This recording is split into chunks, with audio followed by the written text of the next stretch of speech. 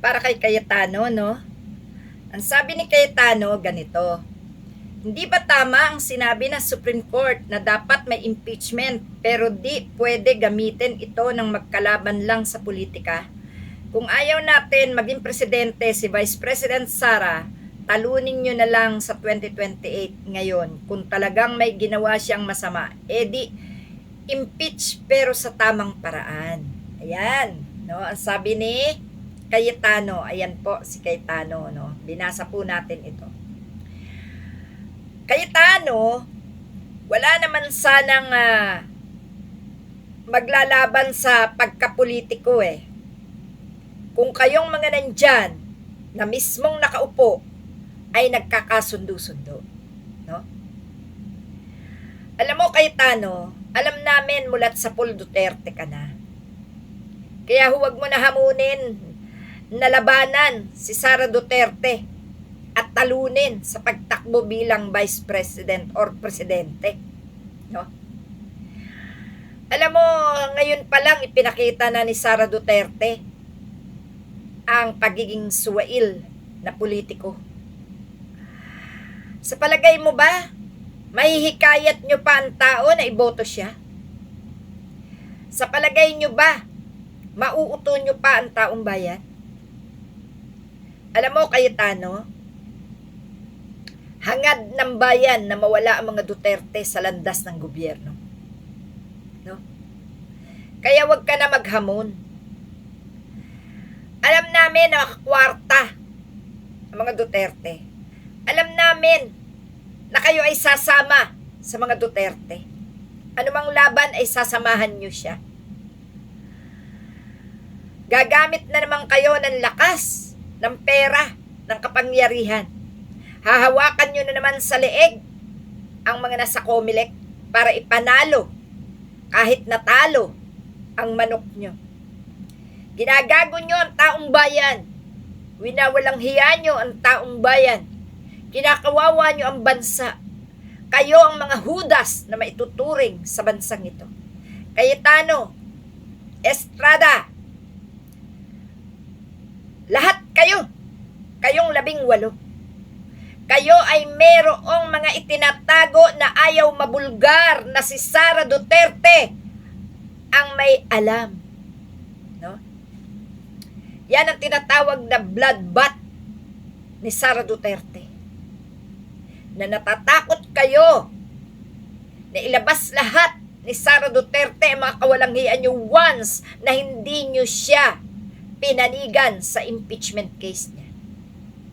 Kitang-kita sa inyong lahat ang katarantaduhan ni Sara Duterte.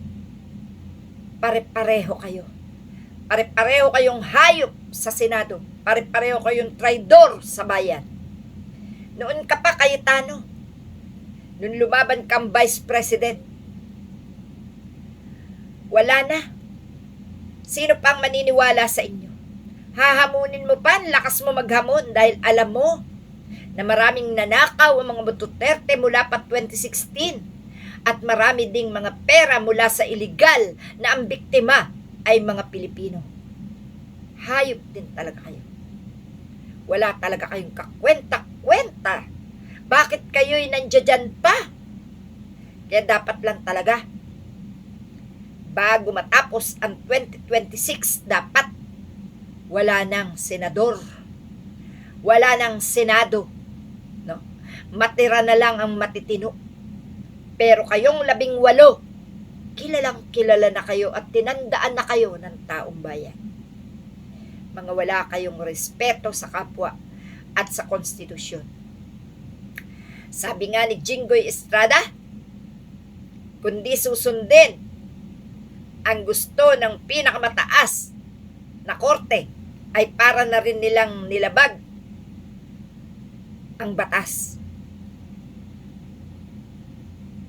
Bakit kayo nagdesisyon na hawakan ang impeachment kung kayo pala'y walang jurisdiction?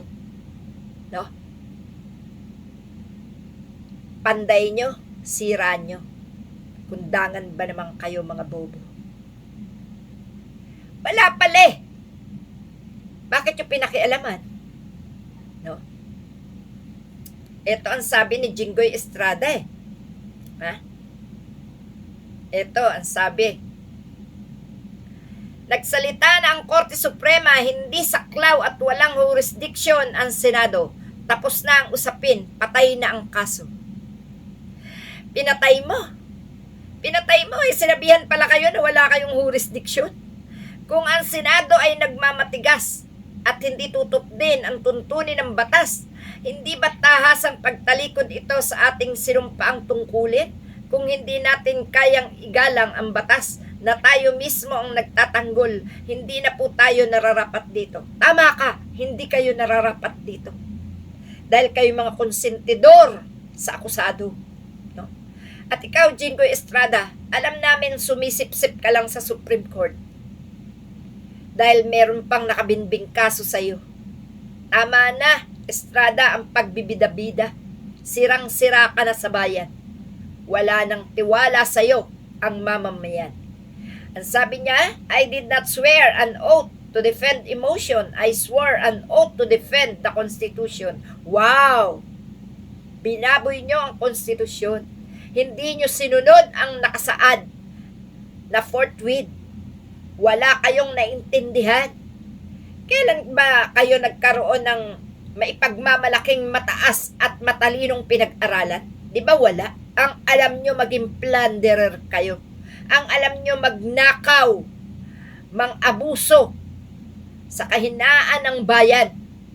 Inabuso nyo ang kahinaan ng bayan na dapat pinalakas nyo. Dapat pinatapang nyo.